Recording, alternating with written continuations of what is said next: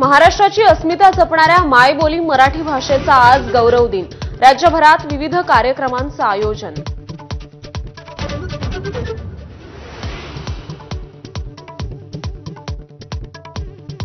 Shivshahi ST बसमधल्या बलात्काराच्या 48 तासांनंतरही ओळख पटलेला आरोपी मोकाटच। शिरूरचा हिस्ट्री शीटर गाडे अजूनही फरारच।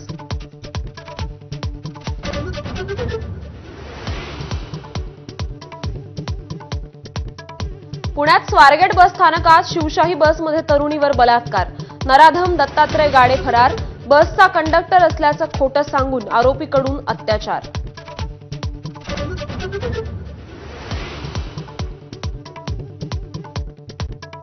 स्वारगेट डेपोमधल्या 23 सुरक्षा रक्षकांचं तात्काळ निलंबन। आजपासून नवीन सुरक्षा रक्षक कामावर रुजू करण्याचे परिवहन मंत्र्यांचे आदेश। डेपो मॅनेजर वाहतूक नियंत्रकाची चौकशी होणार।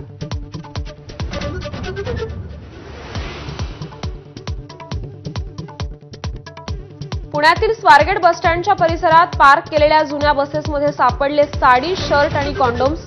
बस स्थानक सुरक्षित नसल्याचं धक्कादायक चित्र समोर।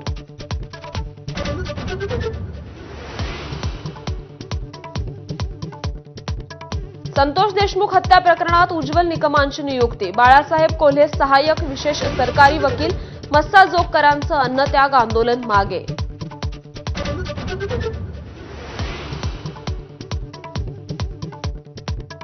आज दोन्ही राष्ट्रवादी काँग्रेस पक्षाचे नेते एकत्र येणार। शरद पवारांचे सहाय्यक तुकाराम ढिवाळी यांच्या शोकसभेसाठी सर्वजण उपस्थित राहणार।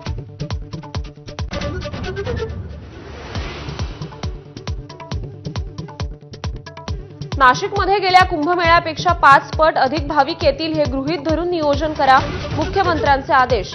बैठकीला दोन्ही उपमुख्यमंत्री मात्र गैरहजर।